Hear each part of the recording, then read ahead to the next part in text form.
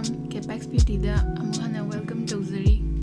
Sigi review toujagada product se 500 rupees ki Makha da leba India gi best eyeliners khara aina khangat chabane. Ahan bagi product se Nykaa gi Glamour Eyes colored liquid eyeliner ne. Ani subasina Faces Canada gi magnet eyeliner. Next kisina KBeauty liquid eyeliner. Mathang dana Blue Heaven color matte eyeliner.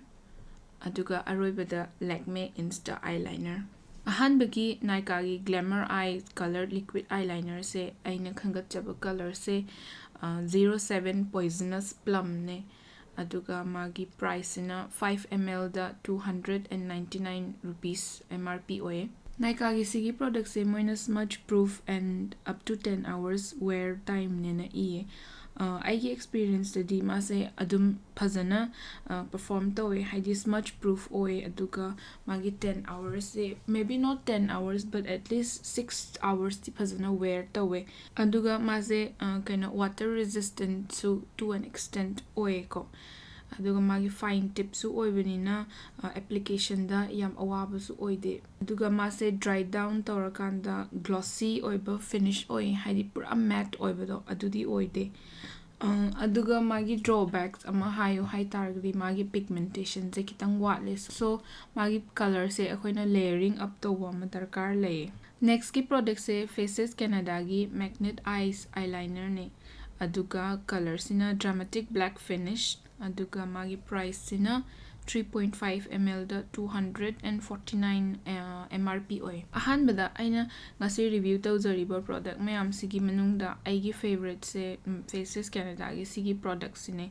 haidi mana magi packaging da iba smudge and water resistant oy base I 100% agree aina season bada mas smudge sung tau de aduga water resistant su phazana oye aduna long wear su phazana oye aduga magi tips isu fine oibanina precise oina adum akoi gi desired shape to dum yekpa yai aduga magi pigmentation isu I really like it adu masa dry down tawrakanda pura matte oy.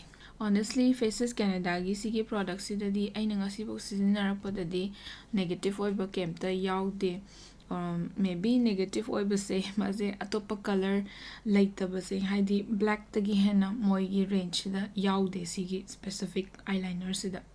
Next ki product se KBeauty gi liquid eyeliner ne aduga aigi color sina chic emerald ne aduga magi price sina 3 ml da 499 rupees ne. KBeauty gi product se application yam phazai haidi magi packaging sina paibada su nungaiba aduga tips is pura fine oye aduga aina ngasi khangatariba mayam sigi manungda most expensive product ne aduga mase taiba kanda adum thuna kange haidi easy to use oye aduga dry down tawrakanda fully matte ti oide adu kitang glossy oye aduga mase smudge proof ti oye but magi negative side se ai experience das di mase water resistant di sungoi di oidre haidi ising kitang thengbada adum kokthore so KBeauty gi yam chawba negative oiba kaino sidi mase water resistant oidaba se everyday use tawbada di kitang nungai ba wat kanina khalle. Next ki product se Blue Heaven gi color matte eyeliner ne aduga aigi color sina 06 purple aduga magi price sina 6 ml da 95 rupees pi. Blue Heaven gi sigi eyeliner se moina packaging the water resistant rub proof aduga quick drying iye ahumak to an extent I adum agree tawzaninge haidi mas rub proof oye pura dry tawrakanda aduga quick drying su oye haidi single layer dadi it dries down pretty quick aduga water resistance di isang aigi wakal dadi mase bleed tawbagi tendency ama layena haininge so maybe not fully water resistant adu mase kitang watery consistency oye aduga magi finish sina pura matte ne aduga magi pigmentation se kitang watle haininge haidi single layer dadi not fully and high aduna layering tawba ama darkar laye so ngasai gi quick drying do akoina layering tawbanina quick drying haibase it takes a little longer than I think it should aduga magi tips se kitang thick oye compared to the Nykaa one or the Faces Canada aduna application tawbada fine precision do adudi kitang careful oiba ma darkar laye. But overall Blue Heaven gi sigi products isu it's a pretty good option. Last ki product se Lakme gi Insta eyeliner ne aduga ngasi egi color sina blue gine aduga magi price sina 9 ml da 130 rupees. Lakme gi sigi blue se bright blue ne haidi cobalt blue mugumba haitare summer season da di phajaba yamna aduga mase dry down taurakanda matte finish oye but matte haina pura matte tinatraga kitang shimmer gi type ta tawbado kitang adudi yawe na haige.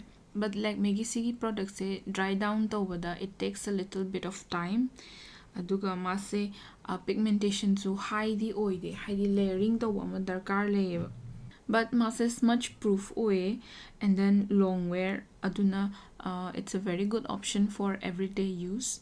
For example college student gumba amagidi this is a very good product and kaino yam kana tang sunatabanina.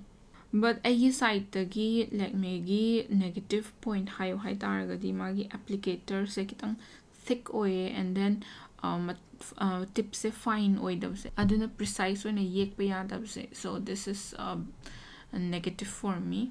So at the end I favorite na makhalu hay targadi Faces Canada gi magnet eyes eyeliner se this is my favorite. So atopa colored eyeliner gi kind of favorite hayo hay targadi I think Nykaa gi Glamour Eyes colored liquid eyeliner se this is also a pretty good eyeliner. Both these are my favorite. Ngasigi di review se sida loshinjarage mayam favorite to comment ta ibirako. Ngasigi di bye.